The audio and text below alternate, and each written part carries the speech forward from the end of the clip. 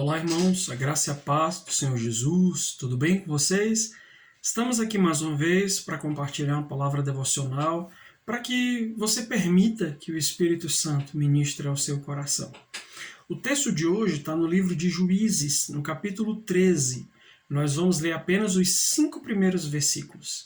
Mas eu quero deixar claro que é muito importante que você leia o texto inteiro, o capítulo inteiro, o contexto inteiro, até porque nós vamos citar alguns versículos que nós não vamos ler, ok? Para que você possa compreender e tenha uma visão geral do texto. Diz assim a palavra do Senhor: Tendo os filhos de Israel tornado a fazer o que era mal perante o Senhor, este os entregou nas mãos dos filisteus por 40 anos. Havia um homem de Zorá, da linhagem de Dan, chamado Manoá, cuja mulher era estéril e não tinha filhos. Apareceu o anjo do Senhor a esta mulher e lhe disse: Eis que és estéril e nunca tiveste filho. Porém conceberás e darás à luz um filho. Agora, pois, guarda-te, não bebas vinho ou bebida forte, nem comas coisa imunda, porque eis que tu conceberás e darás à luz um filho, sobre cuja cabeça não passará navalha, porquanto o menino será nazireu, consagrado a Deus desde o ventre da sua mãe. E ele começará a livrar a Israel do poder dos filisteus. Amém? Amados, esse é um texto bastante conhecido, nós vamos ter aí na sequência e entender que esse garoto é Sansão, né? Sansão foi um dos grandes juízes e um dos mais controversos juízes da época de Israel. Mas o fato é que se a gente se ativer a esse contexto, Israel está dentro de diversos ciclos, no qual o povo peca, Deus os entrega aos seus inimigos, eles se arrependem, Deus levanta um juiz para livrá-los e de repente eles estão vivendo essa roda por diversos momentos. O fato é que existem situações ou existem contextos de vida no qual Deus quer usar pessoas em quem ele vai plantar sonhos e vai fecundar projetos, pessoas que serão incubadoras de projetos divinos.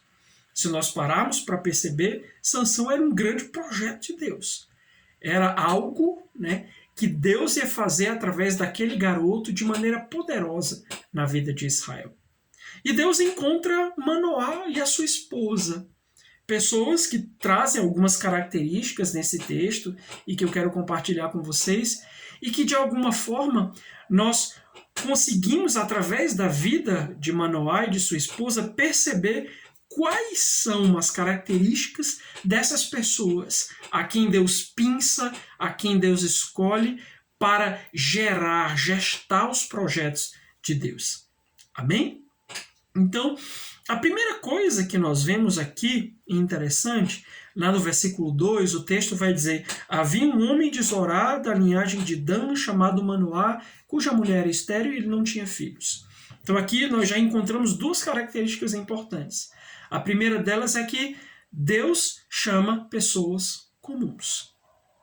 Pessoas comuns. Manoá não era um homem de uma linhagem real, não era um homem que a Bíblia diz que se destacava por alguma habilidade, algum poder ou algum status. Manoá era alguém comum. E que Deus decidiu olhar para Manoá e escolhê-lo para gerar um projeto poderoso na sua época. Então, o primeiro pré-requisito todos nós temos, somos pessoas comuns. Pessoas que talvez não tenham nada de especial, nada de tão interessante, nada de tão incrível, mas Deus costuma se interessar pelas pessoas comuns. Esse é a primeira característica das pessoas a quem Deus escolhe. Em segundo lugar, Manoá e sua esposa eram pessoas limitadas. O que significa? Eles tinham problema, a esterilidade. A mulher de Manoá certamente não era bem vista naquela sociedade e ele também não. Ou seja, eles eram pessoas limitadas, tinham certas limitações. Então, além de Deus usar pessoas comuns, ele usa pessoas limitadas. Quais são as suas limitações? Talvez você possa dizer: puxa, eu tenho essa dificuldade, esse defeito, esse problema, esse empecilho, e será que Deus pode me usar? Será que Deus pode entregar os seus projetos a mim? Certamente. Porque não tem a ver com aquilo que você pode fazer. Tem a ver com aquilo que Deus quer fazer.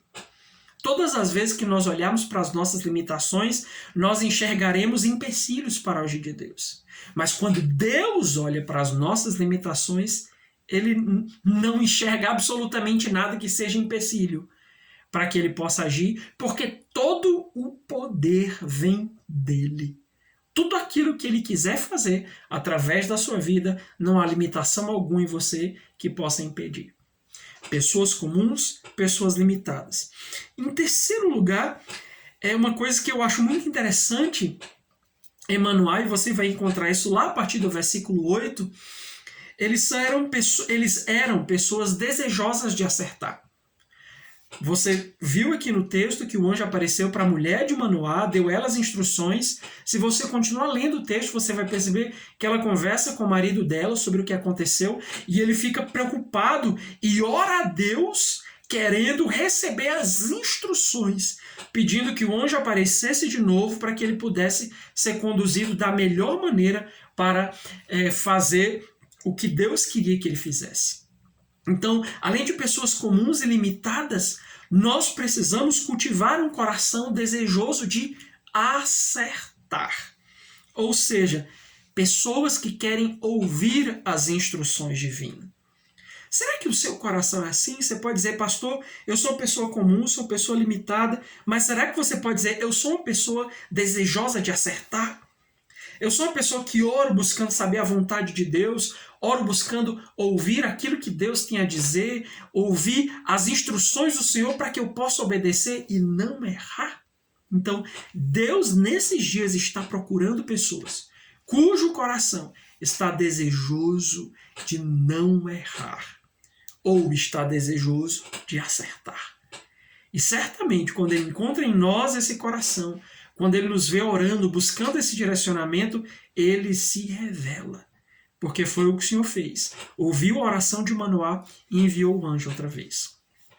Em quarto lugar, quarta característica das pessoas a quem Deus compartilha os seus sonhos e projetos, em quem Deus faz gerar os seus projetos, são pessoas que querem dar a glória a Deus. Você vai ver isso no versículo 17. Quando Manoá está conversando com aquele anjo, ele diz, qual que é o teu nome? Porque eu quero saber para que quando as coisas acontecerem, nós possamos glorificar. E isso é interessante. Porque os projetos que nós gerarmos, as coisas que Deus fizer através de nós, não é para a nossa glória. Não é para que você seja celebrado, não é para que o seu nome seja engrandecido. Mas além de cultivar um coração desejoso de acertar, você precisa querer dar glória a Deus. E em quinto e último lugar, pessoas que têm o temor do Senhor.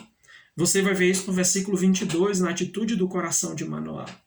Quando ele percebeu que estava diante do Senhor, ele disse, eu vou morrer, porque ele entendia a importância, o perigo de estar na presença de Deus de maneira indigna. Então, Deus esses dias tem procurado pessoas comuns, pessoas limitadas, pessoas desejosas de acertar, pessoas que querem dar glória a Ele e pessoas que têm o temor do Senhor.